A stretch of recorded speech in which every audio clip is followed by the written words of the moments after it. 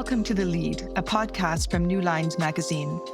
I'm Lisa Goldman, and this is a podcast where we delve into the biggest ideas, events, and personalities from around the world. Israel's military campaign in Gaza, which it initiated the day after Hamas's brutal attack on southern Israel on October 7th, is now approaching the one-year mark. The United Nations estimates that about 40,000 people have been killed in this war and 80,000 wounded, while about 90% of Gaza's population has been displaced. Spokespersons for the international NGOs monitoring Gaza often say the current situation is unprecedented, but there is another word that has been used frequently to describe what is happening in Gaza: genocide.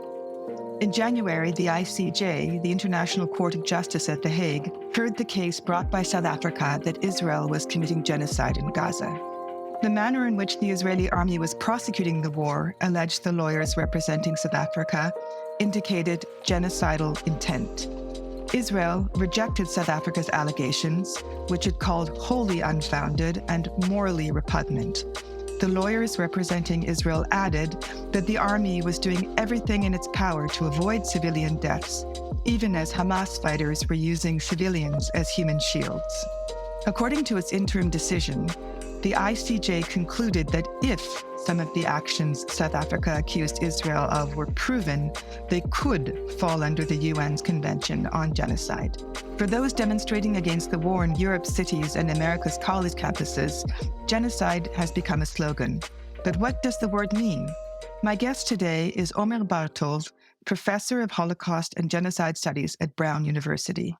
Professor Bartov is a historian of genocide who wrote his doctoral dissertation on the Nazi indoctrination of the Wehrmacht, Germany's army, and its complicity in Nazi crimes during World War II.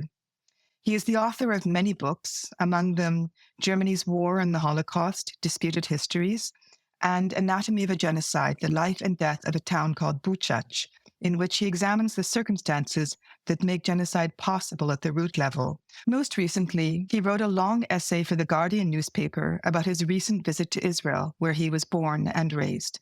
It is titled, "As a former IDF soldier and historian of genocide, I was deeply disturbed by my recent visit to Israel," and continues, "This summer, one of my lectures was protested by far-right students. Their rhetoric brought to mind some of the darkest moments of 20th century history and overlapped with mainstream Israeli views to a shocking degree." Omer Bartov, welcome to The Lead. Thank you, Lisa. Hi. Omer, you have thought deeply about whether or not, based on your own expert knowledge, Israel's military campaign in Gaza can be called genocide. And your opinion has evolved over the past 11 months. In a November 10th, 2023 opinion piece for the New York Times, you wrote, "As a historian of genocide, I believe that there is no proof that genocide is currently taking place in Gaza, although it is very likely that war crimes and even crimes against humanity are happening. But you warned that Israel was at risk of committing genocide, and you referred to that New York Times article toward the beginning of your Guardian essay in your description of the disturbing incident that occurred at Ben Gurion University when you were scheduled to give a lecture about the demonstrations against Israel on university campuses around the world. You met and spoke extensively with some students who, based on your political views and your writing about the war, objected to your presence at the university and tried to stop you from delivering your talk. Can you tell me about that incident and explain why, in the context of your academic work, you found their opinions and attitudes so disturbing? My visit itself was initiated by a friend and a colleague, Oren Iftachel, who is a geographer at the Ben Gurion University and a prominent scholar and also activist in Israel who, among other things, works with the Bedouin community in that region, was director of B'Tselem, of the Human Rights Organization, and so forth. And he heard that I was coming to Israel basically to visit my grandkids and said, "Why don't you come and give a talk?" And the idea was, as you said, that I speak about what is happening on American campuses. Is this a campaign of anti-Semitism, or are people actually sincerely protesting what Israel is doing in Gaza? I couldn't deliver that talk because for about an hour, a bunch of maybe 20, 30 students had recently returned from reserve service, most of them, from reserve service in Gaza, were protesting and making a great deal of noise. Eventually, we asked them in, and they came in on condition that we actually have a conversation rather than just a shouting match. And it turned out to be an interesting conversation, but obviously it was a very disturbing conversation. And the reason that it was disturbing to me was that what they were saying, and these, as you said, these were people associated with right-wing organizations in Israel, associated with Ben Gvir and that kind of political orientation in Israel. They were absolutely certain that they were doing the right thing. They said that they were protecting Israel from its enemies. They were saying that they were doing everything they could not to harm civilians there, but that any harm that came to civilians was the fault of Hamas, because Hamas, as you also said earlier, was using them as human shields. They were very insistent on themselves not being murderers. They kept saying that because their impression was that I had accused them of genocide. At the time, I was still sort of thinking about it, and eventually, by the time I wrote the article, I had to determine that it was, and we can talk about that. But it was very important for them to say that they were not murderers, and actually shared with me photographs of children that they had fed, saying there is no hunger in Gaza. See, when children came to us, we gave them all our food, which sort of indicated that the children were actually hungry, but they talked about taking care of wounded civilians without quite elaborating why they had been wounded. And when I mentioned to them, or rather, they were saying that there was a U.S. embargo on Israel, which obviously there isn't. I mentioned to them that the only armament that had been indeed denied Israel were these 2,000-pound bombs that caused a huge amount of damage. And I said, if you drop a bomb like that on a school where there are refugees who are there because the IDF told them to go there, and you do it because under that school there may be a few Hamas people in a tunnel, you're bound to kill hundreds of people. They denied it and said, well, there weren't any civilians there. It was all Hamas people. And so this conversation meant that there was a kind of very strange denialism going on, because these were soldiers who had been there, and many of them were going back there, had spent a long time there, were obviously disturbed by what they had seen. Some of them struck me as having some kind of PTSD. They were very agitated, not just politically, but by their own experiences. And I started hearing through them what I've been hearing from many other people in Israel during that visit. That is that whether it was the majority of Israelis who are not in Gaza and are not seeing what there is and don't want even to watch it, although they can, or people who are there, right there on the ground, seeing it and in fact participating, being complicit directly in the destruction of Gaza, they are denying it, and they are in fact in a state of mind where they have absolutely no empathy for the people there. The only way that they can think about what is happening there is only through the need to destroy the area from which this evil of October 7th had emanated. One thought that I had leaving that conversation was that these students, reservists, people in their 20s mostly, were potentially not only harmed by what they were engaged in as they were wreaking destruction on Gaza, and were not receiving the kind of mental help that they would need coming out of that. They were potentially also the kind of people who will eventually become the political soldiers of, or the militias, if you like, of the rising right-wing fascist militias that people like Ben Gvir are organizing in Israel. Very well trained, very angry, people who feel that nobody is listening to them, people who feel that they have a mission, and people being scarred by the kind of brutalities that they themselves are carrying out. And it's strong believers in what they're doing. And that they are acting within a context where society is generally on their side. People who would not do what they were doing, but are in general passive agreement with them and don't really want to know the details of what is actually going on there.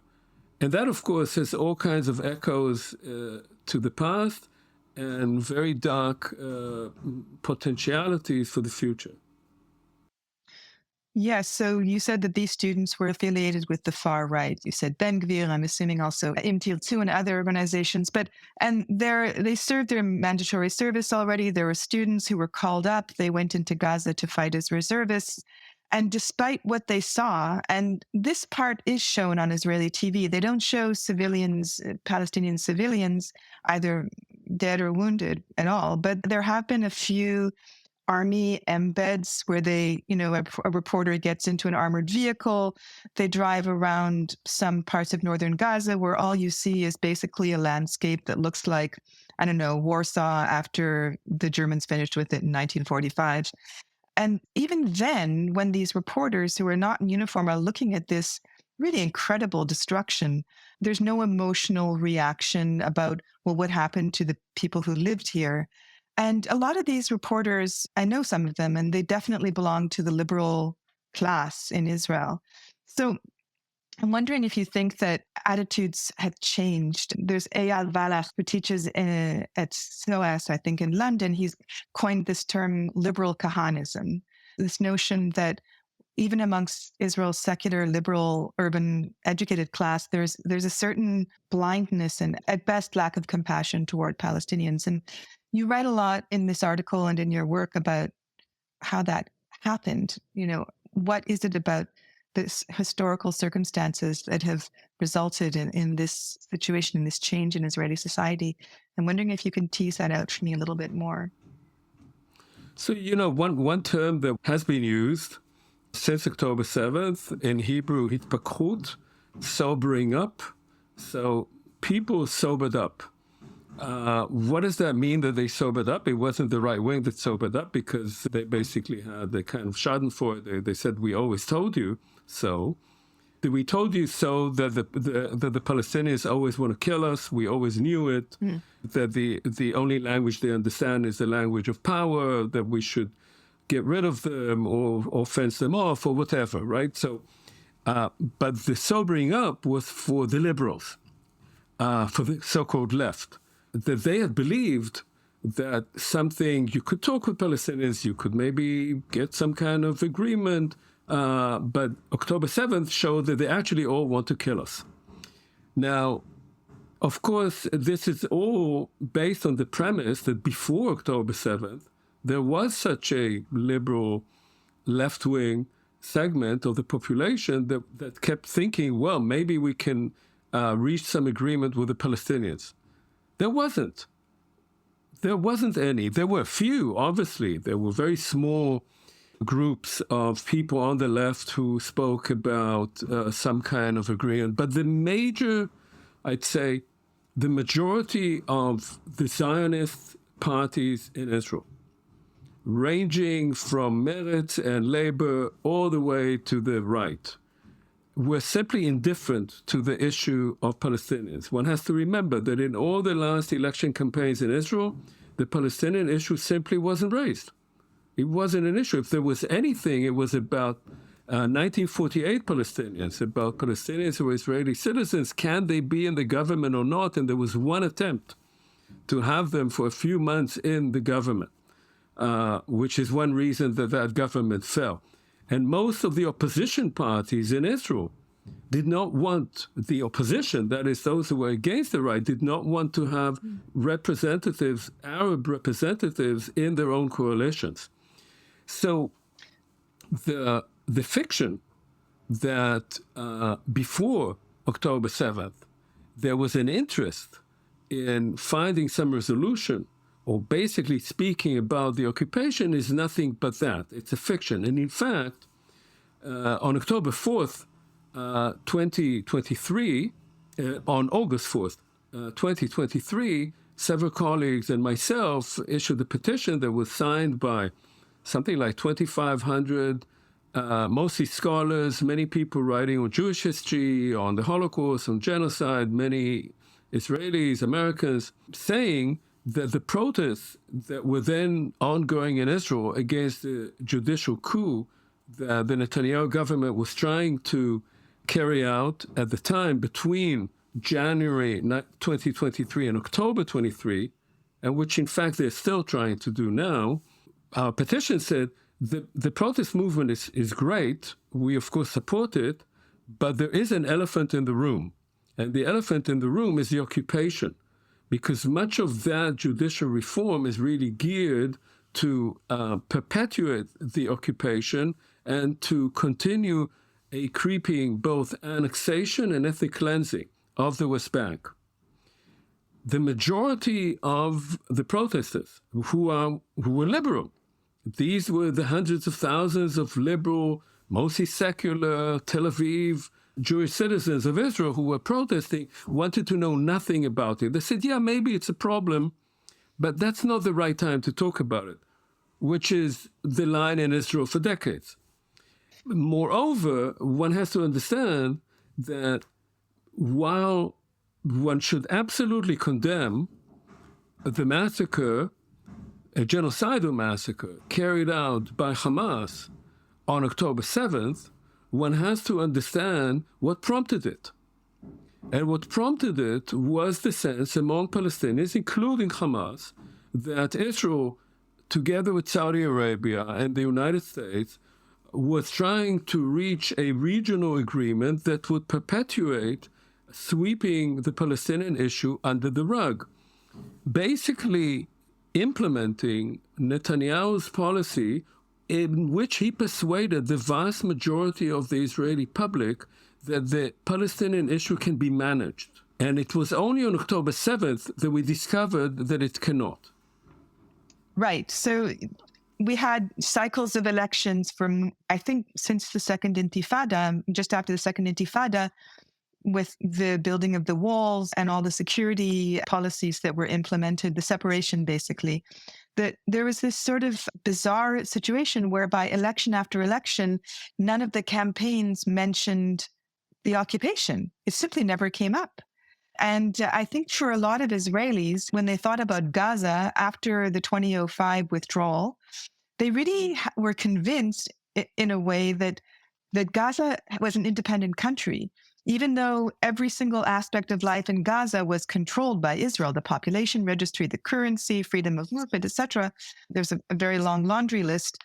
Somehow, I think if you would ask the average Israeli about Gaza, which they rarely thought of, on October 6th, they probably would have said, well, it's independent now. They manage their own affairs.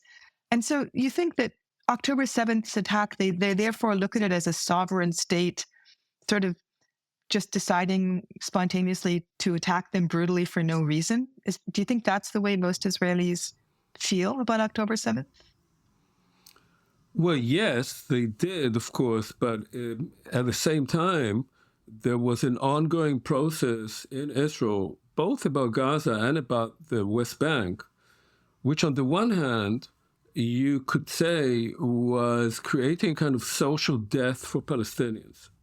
That is that Palestinians are simply not like us. They are people who have no right to have rights. There are people who are somehow acting violently against us for no apparent reason. We have secluded ourselves from them. We've protected ourselves from them by fences and electronics and checkposts and walls, and they still somehow, for no clear reason, trying to harm us.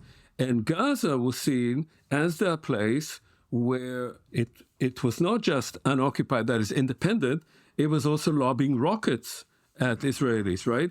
And every once in a while, Israel had to, as the saying went, mow the grass. It had to come in and destroy, to put them back in their place. And then knowing that eventually, okay, they will again accumulate enough rockets and fire some rockets at us, and again, we will mow the grass.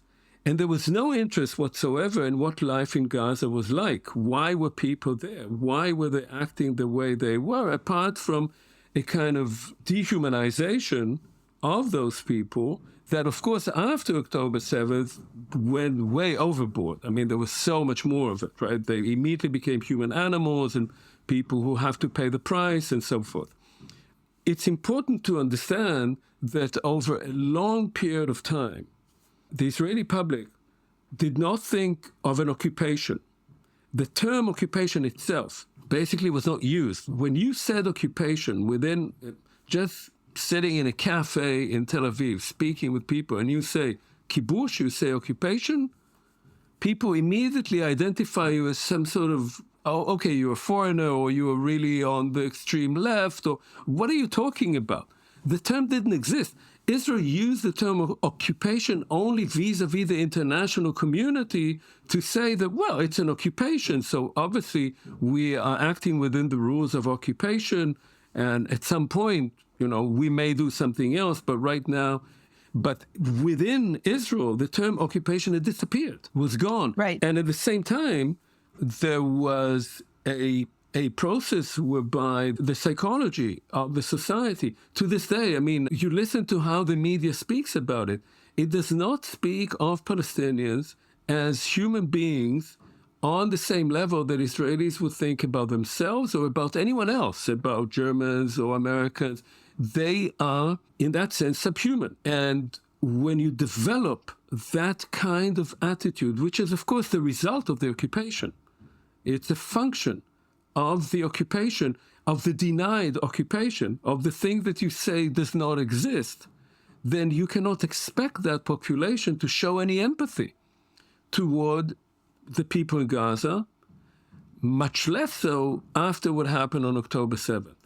And so that's why you see today, I think, this kind of complex phenomenon of both denying what is going on and justifying it at the same time, of not seeing it and yet knowing exactly what it is, of those military reporters that you're talking about who are embedded in the Israeli army, who are, of course, totally dependent on the Israeli army. I mean, they won't say anything against it because then they won't get any information. Access, right. Exactly. Showing you Gaza only through the gun sights of IDF soldiers. The only other thing you see, of course, are the postings, all these posts being put up by IDF troops, most of them reservists, most of them right-wing, which show the attitude of, I would not say all, of course, but of segments of the Israeli military in Gaza, getting away with brutalization, with looting, with whatever they like, with destroying on their own initiative, quite apart from the targeted destruction, whatever they like, without any discipline being enforced by the military, in part because the elite of the military, in part they agree with them, and in part they basically know that they cannot control them, that they need them to somehow reach a consensus within, with their own lower ranks and middle-ranking officers who are much more to the right than the top military echelons. Yeah, I want to get into that because I think that's such an important point. You know, when I lived in Israel and worked there as a journalist, starting from the Second Intifada in 2000 until 2012, basically, I also lived in Israel in the 80s, and I did see a change in attitude. And I think I wanted to go into that a bit with you, how historical circumstances might have affected that change. You know, in the 80s, there were no fences or checkpoints, right? We could just get in a car, drive to Bethlehem. And now there's this physical disconnect. And I'm also thinking about the dehumanization. And I want to come back to your personal service in the army, but I wanted to talk first a little bit about how in 1982, after the massacres committed by Israel's Christian militia allies, the Lebanese forces carried out the massacres of Palestinian civilians in Sabra and Shatila refugee camps. When that story hit the Israeli news, because this was, of course, during Israel's invasion of Lebanon, there was a response that was for years described as the largest protest demonstration in the history of Israel, where tens of thousands of people gathered to protest that Israel having looked the other way while they occupied Beirut and their Christian allies carried out that massacre. It's impossible to imagine that kind of outpouring today.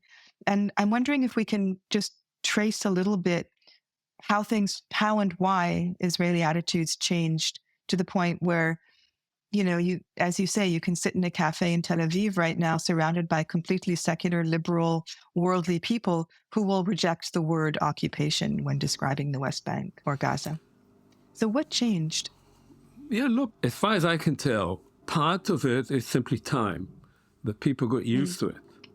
Part of it, and you mentioned it before, the two intifadas, and especially the second intifada, which also led to not only to a rise of the right wing, and basically after the domination of Israeli politics by the right, and a shift of the Israeli public to the right, also an expansion and strengthening of Hamas on the Palestinian side, but also to the wall, to the barrier. And the barrier is, of course, part of a whole complex of mechanisms that have been put into place where the majority of the population of Israel is completely cut off from the areas that Israel occupies. Most people don't go there. Most Palestinians can't get out of where they are. Of course, they're enclosed in much smaller enclaves, increasingly smaller enclaves, where movement is becoming increasingly impossible, even from one village to another. And so there is, what I said before, a creeping kind of social death. Social death meaning you don't see those other people. But one has to add another element to this, which people forget, and that has to do also with Israeli attitudes toward what is happening in Gaza right now, and of course also in the West Bank right now.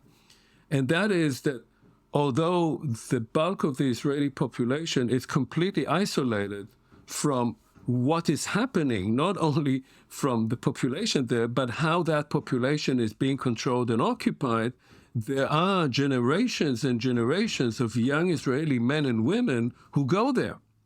And they go there to police that population. And they police that population basically as a criminal population.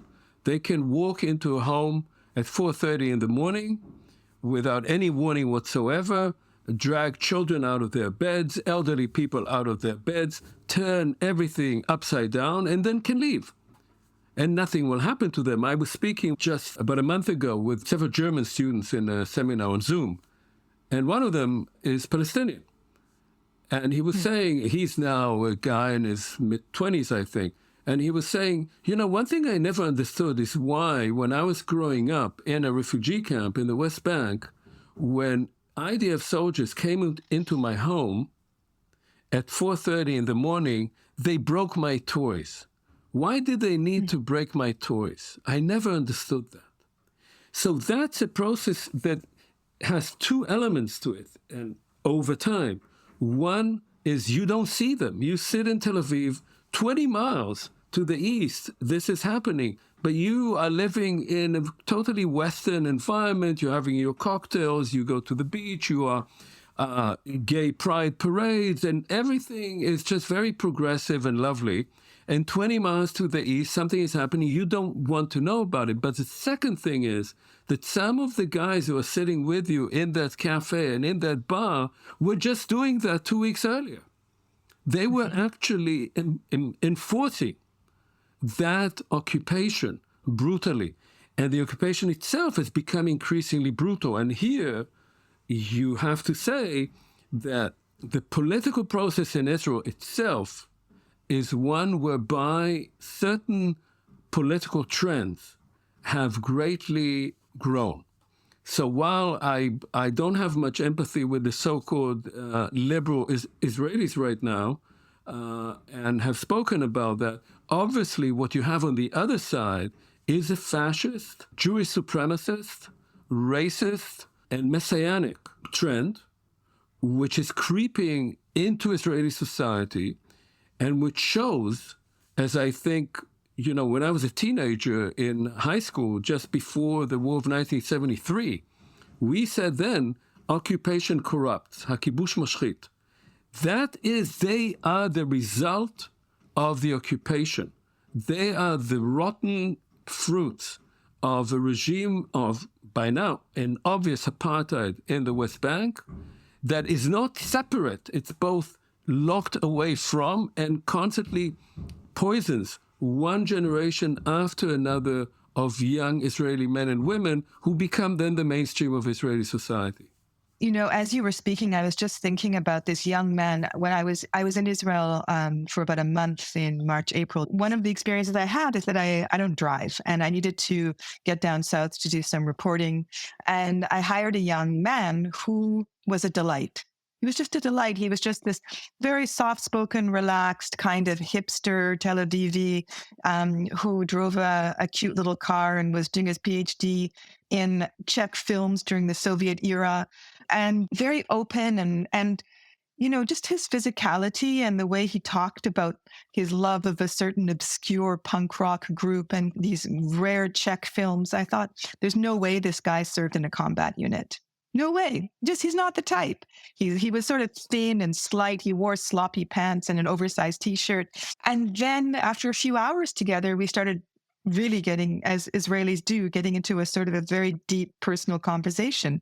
And it turned out that not only had he served in a combat unit, but he'd been an officer in a combat unit. And he had served a lot in the West Bank. And slowly, he started recounting to me the things, the late night raids in villages that you just described, where we smash into people's homes, wake the family up, drag kids away to jail. And at the time, of course, he was uncomfortable, claims he didn't participate as actively as others did, which is something that works in the context of your own research about the Wehrmacht. And we'll get into that. But despite the fact that, I am Israeli, I lived in that country for many, many, many years. And, I've been abroad for so long now that I was very struck by the sort of cognitive dissonance between the way he presented himself to the world, this urban hipster Tel Avivi, and the things he had done during his army service.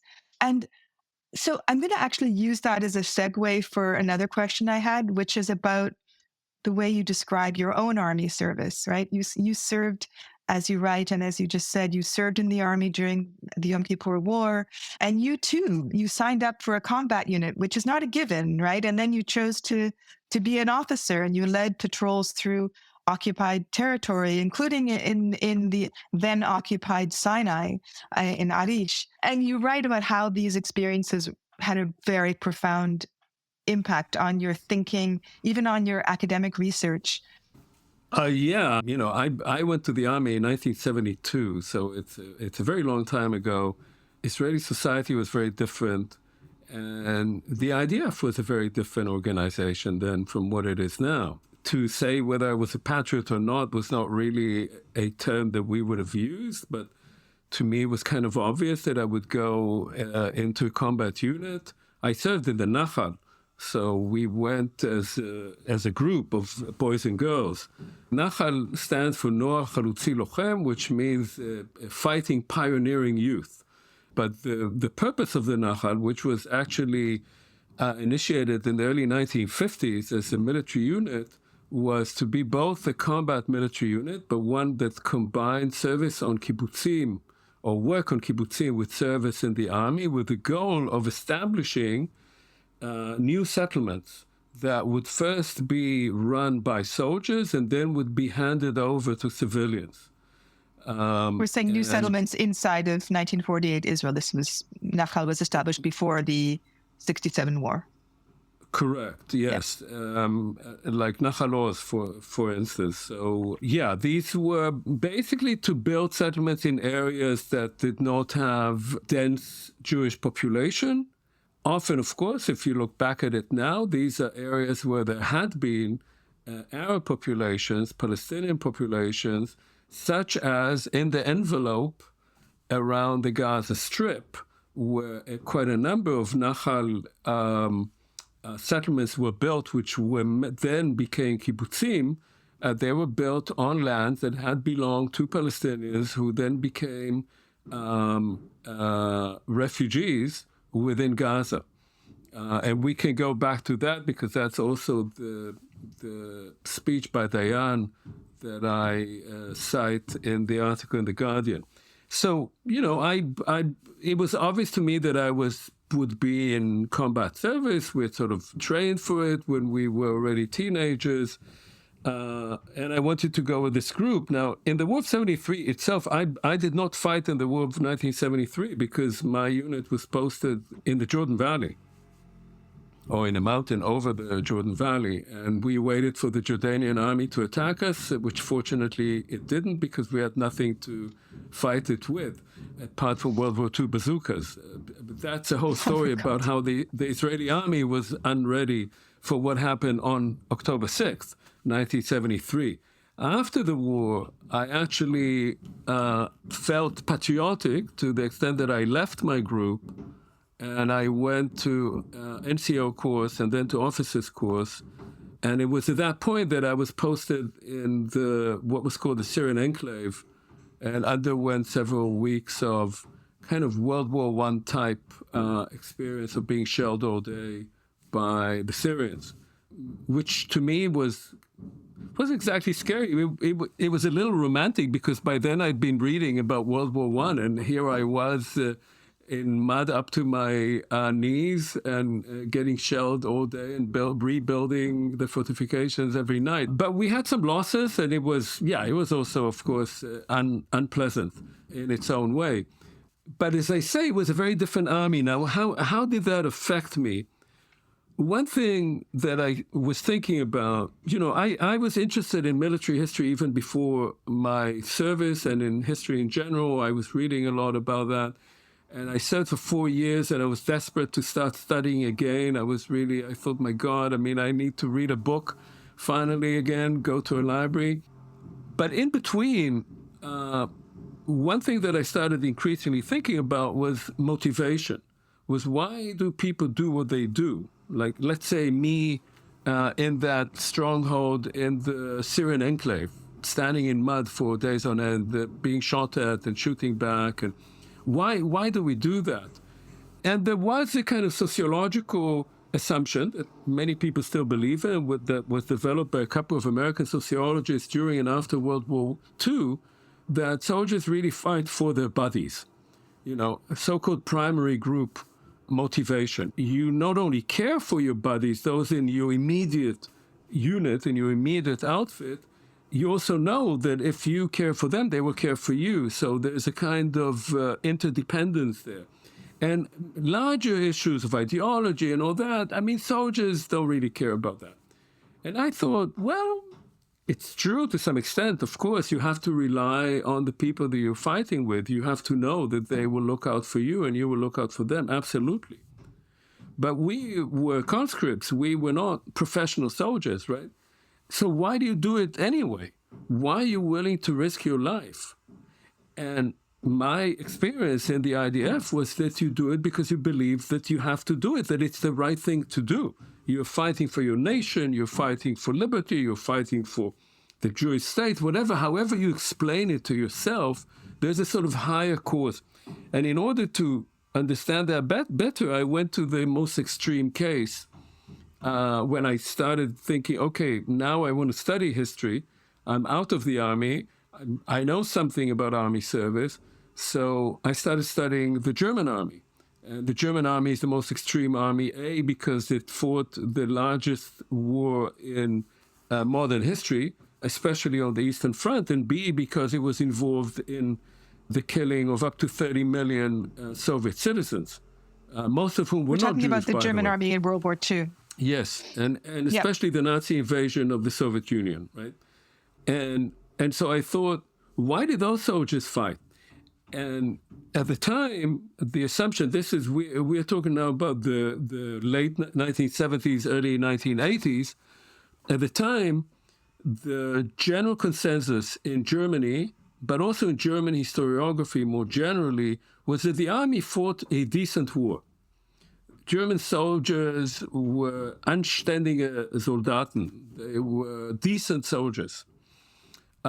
Behind their backs, terrible things were happening, but they knew nothing about it. And they were just fighting to protect Germany and Europe from this Asiatic Bolshevik, Judeo-Bolshevik, where Judeo was dropped after 1945, but the imaginary was all these Mongol, Asiatic, Bolshevik hordes that would sweep over all of Europe had the Wehrmacht not stopped them. So it was fighting a good war. This was the consensus for decades after World War II, not only in Germany, but if you go and read military histories of the 1950s, 60s, 70s, you'll find that thing there. And I said to myself, I don't really buy that. The SS and the Gestapo couldn't have killed so many millions of people. And why were the soldiers fighting so hard there? What was in their minds? What was motivating them? And that led me to study several units and to reach the conclusion that they had actually come. They were also conscripts, right? Where were they educated? They were educated in Germany. If they were in the 20s, when they went to the army, 18, 19, 20, then they spent their formative years already under Nazi rule. So they went to Nazified schools, they went to the Hitler Youth, they listened to the radio, there were all kind of parades and things around them. And then the army indoctrinated them so that by the time they went to war, they had a particular view of what the war was about, what the enemy was like, and what they were supposed to do there. And because the war was so hard, and they had so many losses right at the beginning, that further brutalized them. So that they were deeply involved in the destruction of the entire western part of the Soviet Union, from which, by the way, Russia never quite recovered.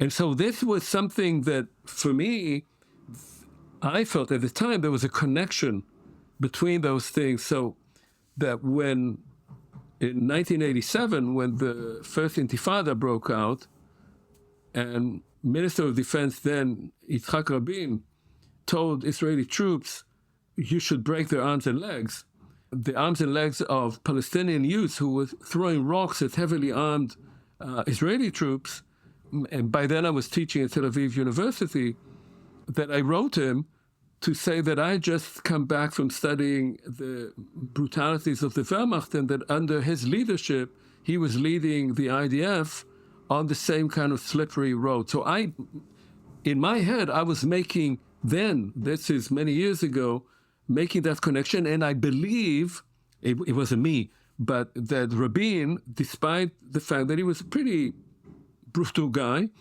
that he understood at some point in the late 90s, late 80s, early 90s, that the occupation had no future, that the occupation was not politically or militarily or morally supportable.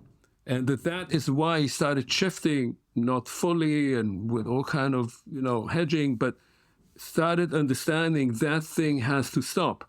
But he was assassinated by the kind of people who are now leading Israeli politics, the most important among whom is Netanyahu, who was the inciter-in-chief against Rabin then and remains that to this day.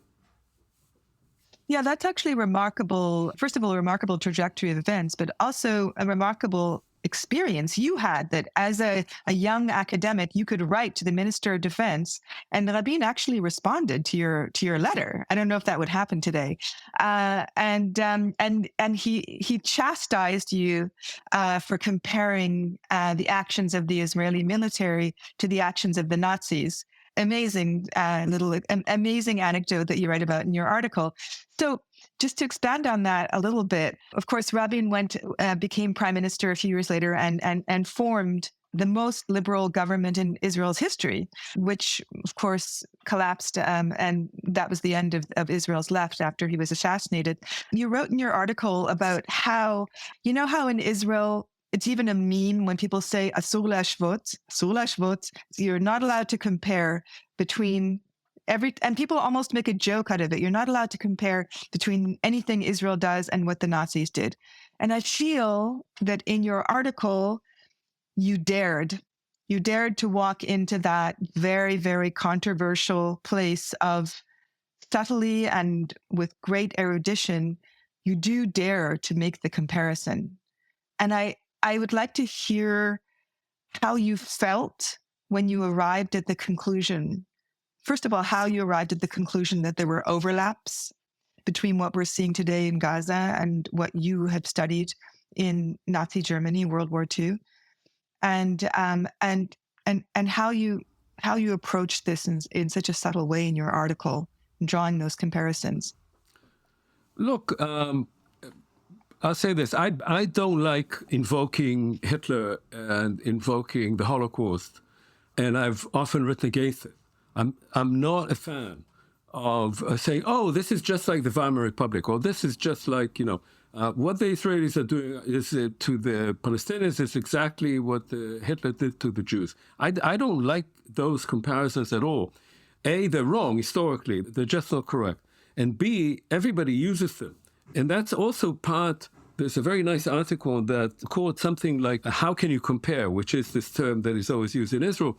There are examples of that being done in Israel in a very strange kind of way. And I have to explain that people, even those people who feel uncomfortable about what Israel is doing, and I'm not talking now about Gaza, but long before that, like this movie, very powerful movie, Wars with Bashir, which is really about this man who has PTSD because of what he witnessed in Sabra and Shatila, in that massacre that you mentioned, right? As an Israeli soldier, and he tries to remember what happened because he has suppressed it, and he ends up with some psychologists, and then his friend, the psychologist, says, so tell me, your parents, were they in the camps? And he says, yeah. And he says, so what you have to remember is not what you saw in Sabra and Shatila, it's those camps. And so what is that mechanism? It's a mechanism whereby you both acknowledge, yes, we were complicit in something, although unlike Gaza, Sabra and Shatila, the actual killing was done by the Phalange, by the Maronite Christians there. Now it's the Israelis who are doing it directly, but you both acknowledge complicity in an atrocity, and then you say, well, yeah, but it's not like ours. I mean, ours is the real one. It's the Holocaust. It's nothing comes close to that. You cannot compare. So this comparison, which is used politically and sort of overtly, is also used in this covert way to always say about us that we cannot ever do anything as bad as the Nazis, because nobody can do that. And therefore, you cannot blame us because we have that we can fall back on. So you can say about Hamas, they're like the Nazis, but one can never say about us that we are doing genocide, because that's what the Germans did to us. You can never blame us for doing that. So that's a sort of general context, okay? Although, as we can talk about, I've concluded that what Israel is carrying out is a genocidal action in Gaza. It's not the Holocaust. The Holocaust is a particular and very extreme and very large-scale type of genocide. Yeah, it's both industrialized and, as I wrote on, it's also on the local scale, very intimate. It's both. But what Israel is doing in Gaza is not the Holocaust. Just like the genocide in Rwanda is not like the Holocaust, and just like the genocide in Kampuchea and many others. But that does not make a thing not genocide. It just means that genocide is a sort of generic term that can apply to different kinds of destructions of populations as such, right? What I thought was, for me, the interesting parallel between how German soldiers were motivated through fighting and indoctrination and the brutality of the fighting and the kind of inhuman worldview that they developed about Slavic populations, about Jews, about Bolsheviks. And there I could see an interesting parallel that, as I said earlier, I had kind of already, by intuition, had been writing about to Rabin all those years earlier, that under particular circumstances, as exists now, there is a mechanism in Israel which is social, ideological, a kind of worldview, but which is then implemented particularly among soldiers, among young men and women who believe very strongly in what they're doing. They're highly motivated, and they believe very strongly that they're doing the right thing, and that all criticism of what they're doing is prejudiced against them. In fact, they find it to be anti-Semitic or anti-patriotic, anti-Israeli, anti-Zionist. And at the same time, they know that what they're doing is on another level is criminal, is murderous. They know, they can see that they're destroying entire neighborhoods, schools, universities, mosques, and people. They know it, they see it. And there is a kind of mechanism that kicks in, which is we do to them what they did or would have done to us, and what they will do if we don't finish them off. So it's not only that we are attacking them in revenge. It's not only that we're attacking them because Hamas is a murderous organization and we want to destroy it. We're attacking them because if we don't destroy them, then they will do it to us again. And therefore we have to continue doing it, and we are right to do it, and nobody has a right to tell us not to do it, let alone if you fall back on the Holocaust. And you say, look how all those nations stood aside while our people were being murdered. We'll never let that happen again. So you're justified both by your image of the inhumanity of your enemy, and even on a deeper level, on a moral level, and I talked about that also regarding German soldiers, because of what had happened in the past. Yeah. Oh, that not to me personally, but to previous generations.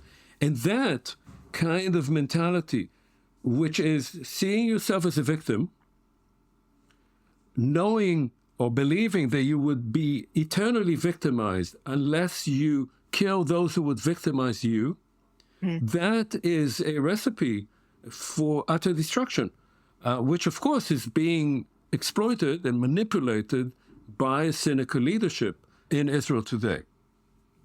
You know, when I read and your article and heard you say just now that people use that phrase, I have no room in my heart for the Palestinian. They don't say Palestinian children. They say for their children, for those children after what happened on October 7th. Can you talk a little bit about how it feels now to simultaneously love and feel very comfortable in this place, and also be feeling that it's got a bleak future, and that you're quite alienated from it and from many people there? Yeah, I'm a second generation. My father was born already in Palestine, in Petah Tikva, in 1926. So I'm second. My son, who lives in Israel, is third. But the majority of Israelis now are third and fourth generations. Look, I mean, it's a very complicated, difficult moment. I don't think that my difficulty with that is not the most important issue here. What I think is more important is that people in Israel, Israeli citizens, the people that I feel comfortable with, and there are many of them in Israel. Maybe they're not the majority, but there are many of them. They're nice people, they're well-educated, they're open. Many have traveled, they know the world, they know some languages, they are well-read. They're those people that I feel at home with. And some of them are my best friends, but some of them have closed their hearts. And that kind of closing of the heart is something that is very hard for me personally. I think it's hard for them vis-a-vis me.